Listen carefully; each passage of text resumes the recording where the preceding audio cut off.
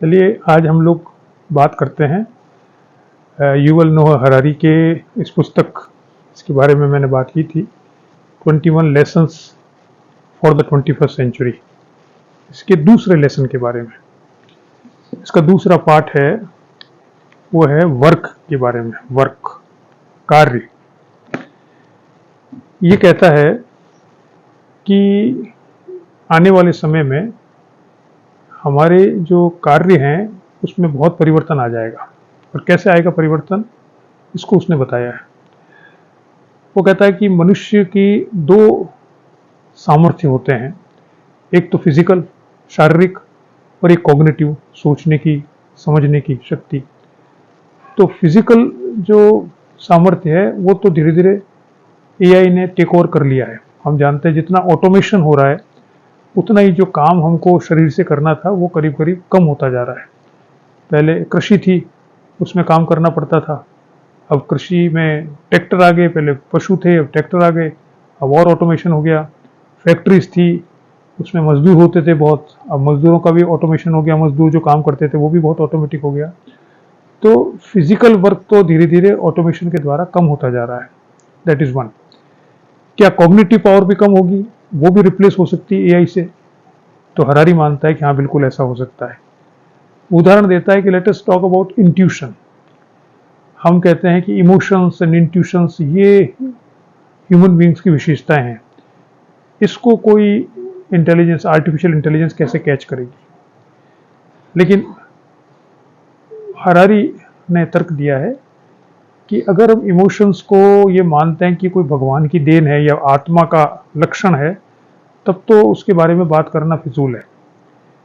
लेकिन अगर हम ये मानते हैं कि जो इमोशंस होते हैं, हमारे मनोवेग होते हैं, हमारे इंट्यूशन होते हैं, मनोभाव होते हैं, वो बायोकेमिकल तत्व से बने होते हैं, अगर हम ऐसा मानते हैं, और ऐसा वो मानता है कि सही है, क्योंकि इमोशंस भी हमारे बायोमेट्रिकल ही प्रोडक्ट हैं, इसलिए साइकोलॉजी, साइकेट्रिस्ट वगैरह काम आते हैं। तो अगर ऐसा है जैसा कि वो मानता कि है, तो इसमें भी एआई बहुत आगे बढ़ जाएगा। वो उदाहरण देता है कि इंट्यूशन को कैसे परिभाषित करेंगे। उसके अनुसार इंट्यूशन होता है मुख्य रूप से एक रिकॉग्निशन ऑफ पैटर्न, और जिसे कहता है पैटर्न रिकॉग्निशन, यानी एक चीज का बार बार उसी प्रकार से होना मनुष्य में उस प्रक्रिया के प्रति इंट्यूशन क्रिएट करता है। उसके वो 3 उदाहरण देता है। जैसे टैक्सी ड्राइवर है, तो टैक्सी ड्राइवर टैक्सी चलाता है। अब वो टैक्सी चलाते हुए नियमों का पालन करता है, लेकिन उसको क्या पता कोई बच्चा दौड़ के एकदम सड़क पर आ जाएगा और वो एकदम से ब्रेक लगा लेता है। वो क्या होता है, उसको इंट्यूशन होता है। या वो एकदम से देखता है कि कोई दूसरे साइड से कोई गाड़ी आ रही है और वो गड़बड़ है या कुछ है, तो वो एकदम से अपनी गाड़ी बचा लेता है। वो एकदम से ब्रेक लगा लेता है, एकदम से तेज कर लेता है। एकदम से कहीं एक्सीडेंट हो रहा होता है तो वो जो कुशल ड्राइवर होता है वो बच जाता है दूसरी गाड़ी से भिड़ने से। तो उसको हम क्या कहते हैं कि इसका इंट्यूशन बहुत अच्छा है, इंट्यूटिव है ये ड्राइवर। वास्तव में वो उसका इंट्यूशन कैसे डेवलप होता है? वो डेवलप होता है कि वो सड़क पर चलते हुए एक पैटर्न देखता है और उस पैटर्न को रिकॉग्नाइज करता है कि ऐसा होने पर ऐसा हो जाता है, इससे उसका इंट्यूशन डेवलप होता है। और जो उसने उदाहरण दिए हैं, जैसे बैंक में लोन देते समय जो लोन देने वाला होता है वो उसको लोन देते देते इतना एक्सपीरियंस हो जाता है कि वो पहचानने लगता है कि भाई ये जो लोन लेने वाला है ये फर्जी है कि सही है, और वो उसको चेक करता है। लॉयर है, वो पहचान जाता है जब उसके पास व्यक्ति आता है किसी काम से कि भाई ये आदमी जो केस लेके आया है ये सही है या गलत है, इसको लॉयर पहचान लेता है अपने इंट्यूशन से। उसको कहते हैं ये एक्सपीरियंस्ड है, तो इसलिए अपने इंट्यूशन से पहचान लेता है। तो वो जो इंट्यूशन है, मनोवेग है, वह मूल रूप से एक पैटर्न के रिकॉग्निशन पर आधारित होता है। इसको उसने उदाहरण नहीं दिया है, लेकिन मैं आपको उदाहरण दे सकता हूँ इसका भारतीय संदर्भ में। कि हम ज्योतिष के पास जाते हैं और हम कहते हैं वो ज्योतिष, ये जो ज्योतिष है इसका इंट्यूशन बहुत अच्छा है, और ये जो प्रेडिक्शन करता है, ये जन्मपत्र देखता है तो बहुत अच्छे प्रकार से देखता है। वो कैसे देखता है कि वो एक पैटर्न धीरे धीरे एक्सपीरियंस उसके सामने आ जाता है कि इस ग्रह में, इस ग्रह की इस घर में होने पर और उस पर दृष्टि होने पर क्या परिणाम होते हैं, ये उसने बहुत से जन्मपत्रियों में देखा है। और उससे धीरे धीरे एक इंट्यूशन डेवलप हो जाता है कि अगर ऐसा लगभग मिलता हुआ पैटर्न मिलता है तो वो उसके अनुसार वो प्रिडिक्शन करता है और वो सही होता है कई बार। तो इनका कहना है कि एआई जो है वह इस इंट्यूशन को पकड़ लेती है, क्योंकि जो पैटर्न है उसको रिकॉग्नाइज करना तो एक मशीन का काम है, मनुष्य का तो है ही, लेकिन मशीन भी कर सकती है। और इसलिए जो टेस्ला ने अभी कार बनाई है बिना ड्राइवर की और वो चल रही है, तो बिना ड्राइवर की कार भी चल सकती है और वो ज़्यादा अच्छे प्रकार से चलती है और उससे कम एक्सीडेंट होते हैं। ऐसा माना गया है कि लगभग 12.5 लाख लोग हर साल एक्सीडेंट में, कार एक्सीडेंट में मरते हैं, सड़क पर मरते हैं एक्सीडेंट में।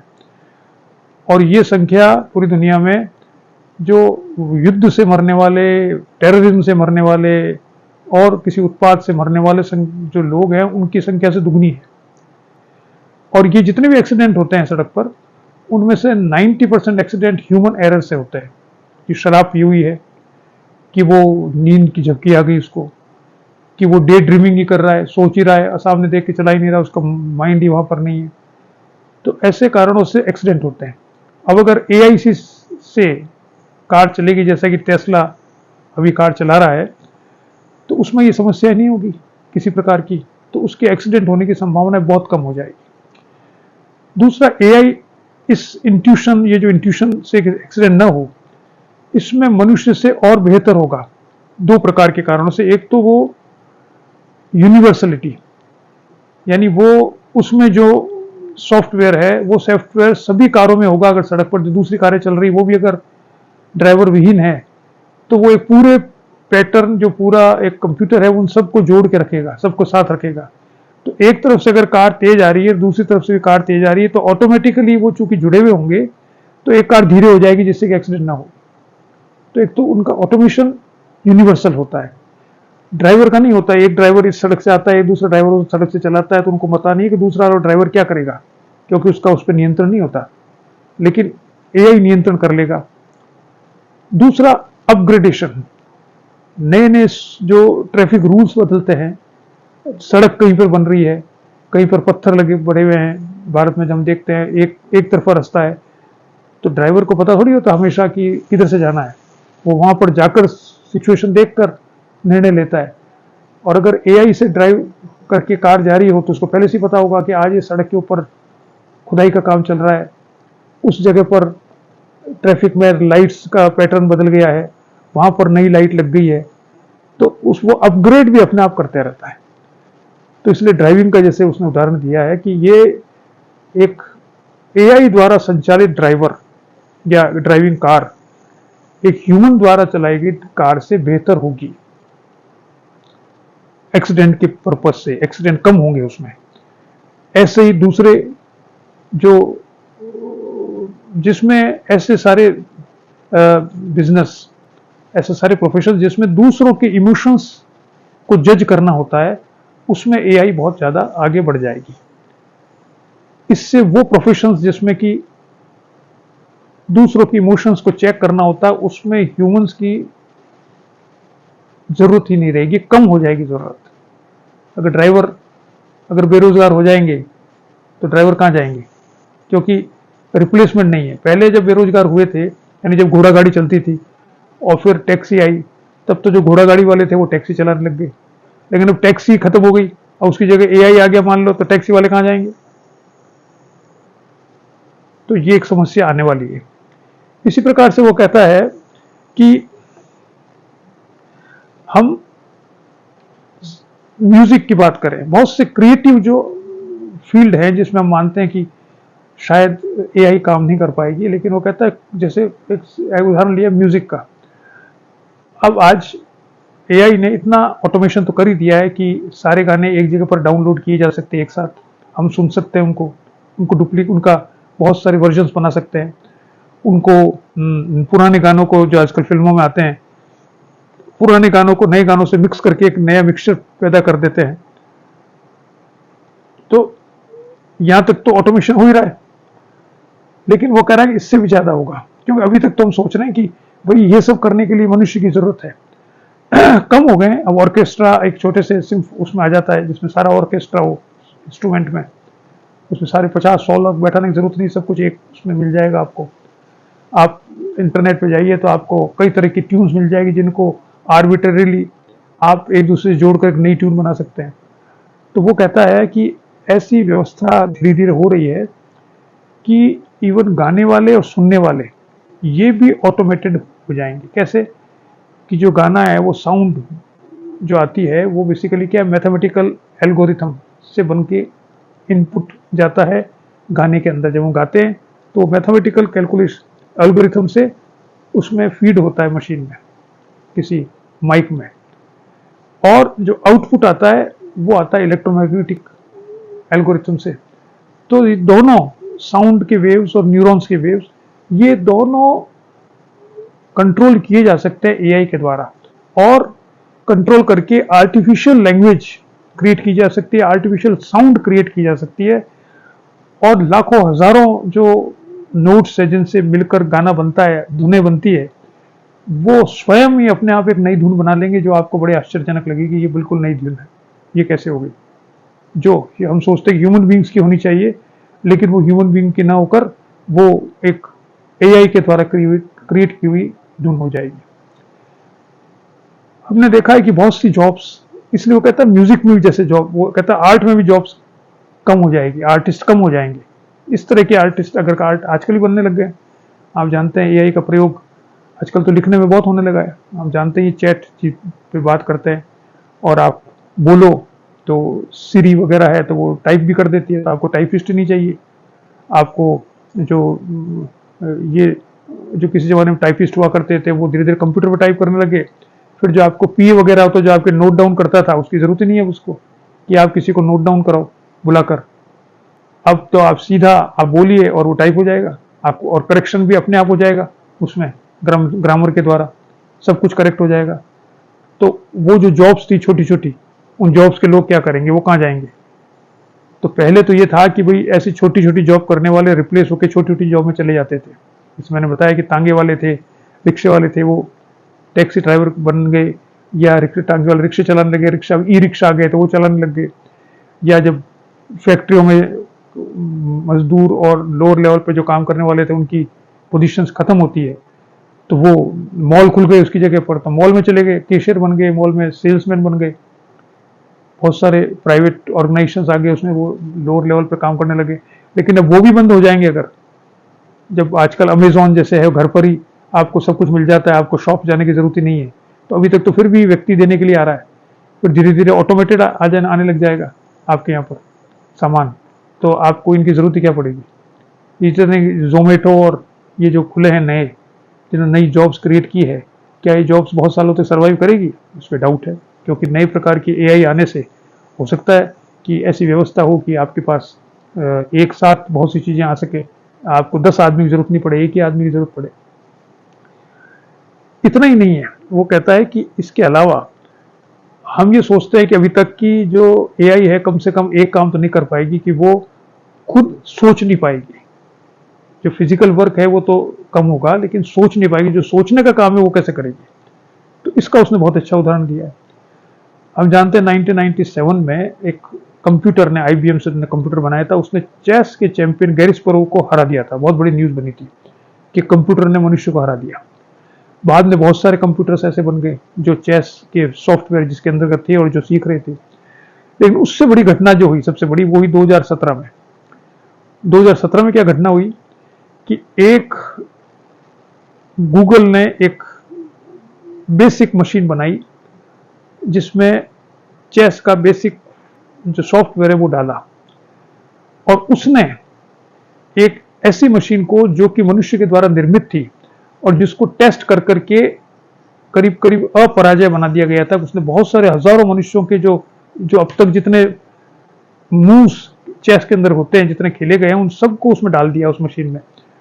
तो वो एक सेकंड में कितने करीब 70 मिलियन, 7 करोड़ मूव को एक सेकंड में समझ सकती है कि इस को घोड़े को आगे चलाने पर 7 करोड़ तरह के डिफरेंस मूव चल सकते हैं। और उसको सोचकर वो अपनी चाल चलता है। और उसका नाम था स्टॉकफिश। ये मशीन थी जो मनुष्य द्वारा निर्मित थी चेस खेलने के लिए, और उसमें इतने ज्यादा कॉम्बिनेशन सारे अब तक के इतिहास के चेस के मूव्स आ गए थे, जो मैंने बताया आपको 7 करोड़ मूव एक सेकंड में वो सोच सकती थी ऑल्टरनेटिव्स। उसको जो अपराजित थे 2016 की चैंपियन थी वो, बाकी दूसरे मशीनों से मुकाबला होता था, वो सबसे आगे बढ़ी हुई थी। उसको गूगल ने एक बेसिक क्रिएट किया सॉफ्टवेयर जो था अल्फा जीरो नाम से। उस अल्फा जीरो ने इस स्टॉकफिश के साथ गेम किया, 100 गेम किए। वो इतनी बेसिक थी कि वो एक क्षण में केवल 80,000 मूव सोच सकती थी, और स्टॉकफिश 8 करोड़ मूव सोच सकती थी। ठीक है, उसमें उन्होंने 100 मैच खेले, जिसमें 28 तो अल्फा जीरो जीत गया और 72 ड्रॉ रहे।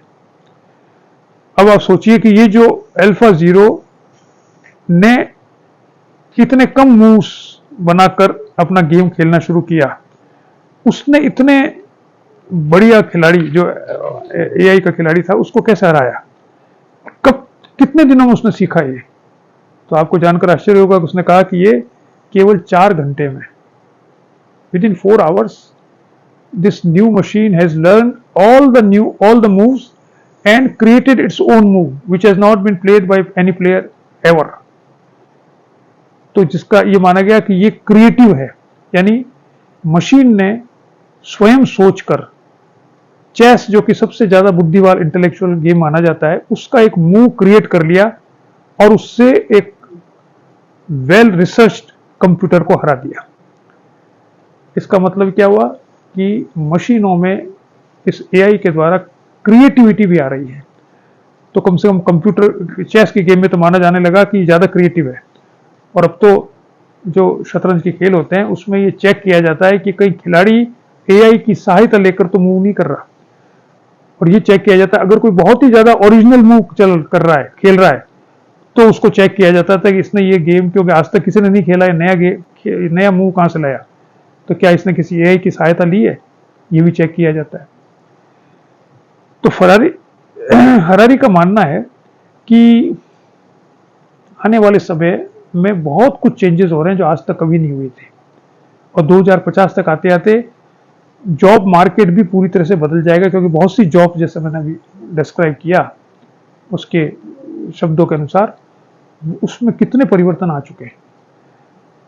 तो वो कहता है कि जब सबसे बड़ी समस्या सामने आने वाली वो ये है कि बहुत सी जॉब्स खत्म हो जाएगी और लोग बेकार हो जाएंगे, और जो लोग जॉब करना चाहेंगे उनको बहुत हाईली स्किल्ड होना पड़ेगा। ये तो हम आज देख ही रहे हैं कि आज कोई ये व्यक्ति नहीं कहता है कि हम पूरी उम्र एक ही जॉब में काम करेंगे। आजकल माना जाता है, जैसे प्राइवेटाइजेशन के बाद में हर 2, 4, 5 साल बाद लोग जॉब्स चेंज कर लेते हैं। तो आने वाले समय में केवल जॉब ही चेंज नहीं होगी, अभी तो आपको अपनी स्किल भी चेंज करनी पड़ेगी, अपडेट करनी पड़ेगी अपनी स्किल।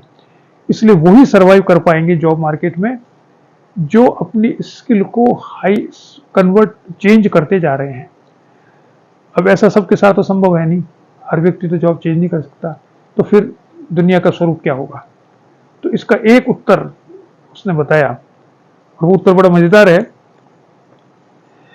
कि एक तो ये किया जा सकता है कि गवर्नमेंट जो है वह स्लो डाउन कर दे इस ऑटोमेशन को, कि ये जो तेजी से चेंजेस आ रहे हैं इसको थोड़ा रोक लगाए।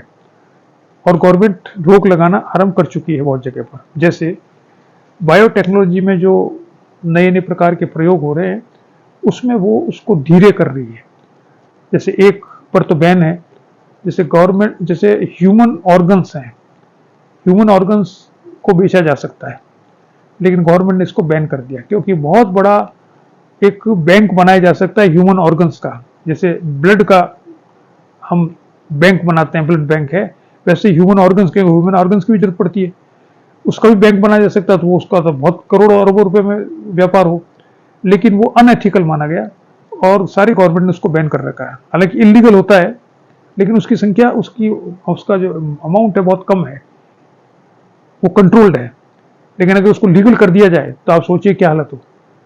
तो एक तो गवर्नमेंट कुछ ऑटोमेशन जो कि अनएथिकल तरीके से आगे बढ़ रहे हैं उसको नियंत्रित कर रही है, और दूसरा उसने कहा कि उपाय, ये भी उपाय ठीक है, ये तो अनएथिकल प्रैक्टिसेस बंद करेगी, लेकिन इससे बेहतर उपाय ये है, या बेहतर उपाय का एक उदाहरण उसने दिया क्या हो रहा है दुनिया में और जो होगा, कि जब वर्क समाप्त हो जाएगा तो लोग बिना वर्क के हो जाएंगे, और उस समय सरकारों की ये ड्यूटी होगी कि वो यूनिवर्सल बेसिक्स लोगों को प्रोवाइड करे।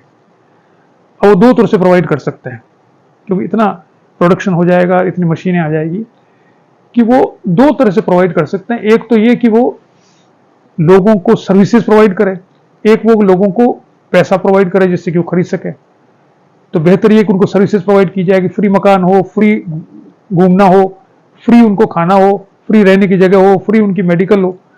तो उसको फिर काम करने की जरूरत ही क्या है, काम करेंगे नहीं।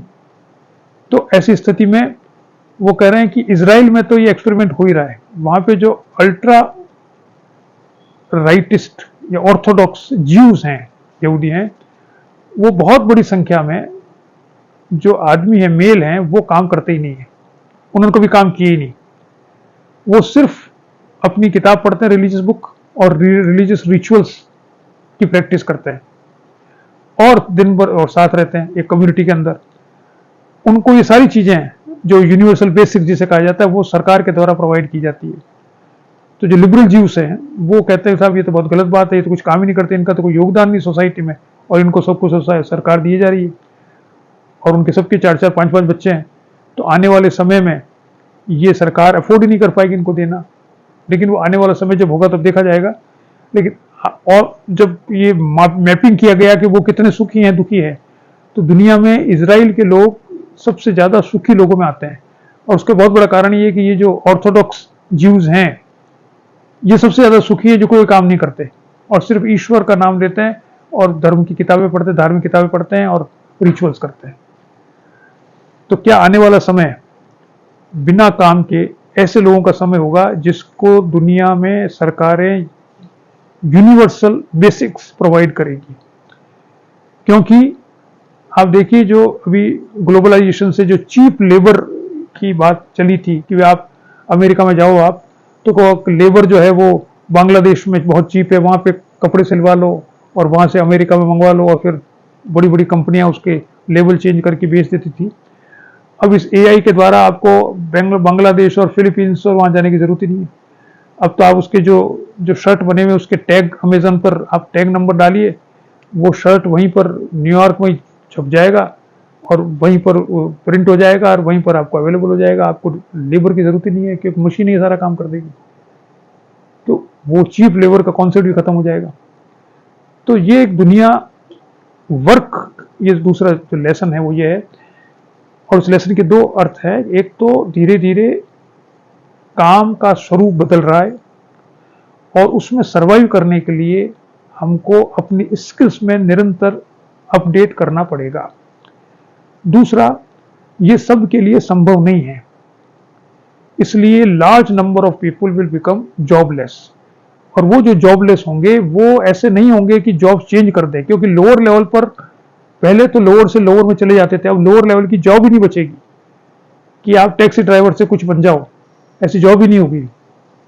आप देखते हो 4th क्लास करीब करीब सभी प्राइवेट कंपनी में खत्म हो गया है, जॉब ही नहीं है। अपने आप चाय बनाओ, कॉफी बनाओ और पीजिए, टाइप करने वालों की जरूरत ही नहीं है। तो वो जो लोग थे वो कहाँ जाएंगे? अभी तो मॉल के अंदर चले जाते हैं, मॉल में भी धीरे धीरे खत्म हो जाएगी इसकी जरूरत। तो वो एक बहुत बड़ा चंक जो जिसके पास स्किल नहीं है वो यूजलेस होता जा रहा है, होने जा रहा है। और जब इतना बड़ा चंक पॉपुलेशन का यूजलेस हो जाएगा बिना वर्क के, तो बहुत सी समस्याएं उत्पन्न हो सकती, क्योंकि सारे लोग तो कोई जीव जैसे होंगे नहीं कि जो भगवान का भजन करेंगे और घर पे बैठे रहेंगे और उनको सारी सुविधाएं, बेसिक सुविधाएं मिल जाए। क्योंकि ह्यूमन बीइंग की सबसे बड़ी समस्या यह है कि वह ऑब्जेक्टिव कंडीशन से सेटिस्फाई नहीं होता कि आप दुनिया आप बहुत अच्छा बना दें। आप किसी से पूछे भैया आप सब सुखी कब रहोगे, कभी मेरे पास इतना बड़ा मकान हो जाए, इतने मेरे बड़ी कार हो जाए, इतना बैंक बैलेंस हो जाए तो मैं सुखी रहूंगा, ऐसा नहीं है। वो अतृप्त रहता है, ये मनुष्य की प्रवृत्ति है। इसलिए सुख उसको अंदर से मिलता है, बाहर से नहीं मिलता। ऑब्जेक्टिव रियलिटी से सुख नहीं मिलता, सुख हमेशा अंदर से मिलता है, जैसा कि जीव्स कर रहे हैं। उन्होंने कहा हमको मिनिमम चाहिए खाने को, मिनिमम चाहिए रहने को, मिनिमम चाहिए पहनने को, मिनिमम हमको ये चिकित्सा की सुविधा चाहिए, हमको कोई जाना ही नहीं है, हम इधर उधर घूम के आ जाते हैं, तो दे आर वेरी हैप्पी। और जो दुनिया भर में घूम रहे हैं, दुनिया भर में पैसा इकट्ठा कर रहे हैं, बड़े बड़े संस्थाएं बना रहे हैं, वो बड़े दुखी घूम रहे हैं। लेकिन सब लोग ऐसा हो ऐसा जरूरी नहीं, इसलिए जो बहुत बड़ा एक तबका जो स्किल लेस होने जा रहा है और स्किल लेस होने के कारण से जॉब लेस होता जा रहा है, वो कहीं जो जॉब के लायक ही नहीं बचेगा, वो कहीं ड्रग्स में नहीं फंस जाए, वो दूसरे प्रकार के जो आपके संसार में जो गड़बड़ियां हैं उन गड़बड़ियों का शिकार ना हो जाए। ऐसी स्थितियां आने पर सरकार को क्या करना चाहिए, इस पर विचार करने की बहुत बड़ी आवश्यकता है कि ऐसी इतनी बड़ी फोर्स को आप कैसे आप रोकेंगे और उसको क्रिएटिव बनाएंगे, या कम से कम उनको हैप्पी सुखी रखने की कोशिश करेंगे। एक बहुत छोटा चंक जो है वो तो अपना स्किल चेंज करता रहेगा, डेवलप करता रहेगा और सर्वाइव करेगा, लेकिन सारे मनुष्य सर्वाइव इसमें करने बहुत मुश्किल है। ये आने वाला समय बता रहा है और ये दूसरा लेसन है जो हमें सीखने की आवश्यकता है।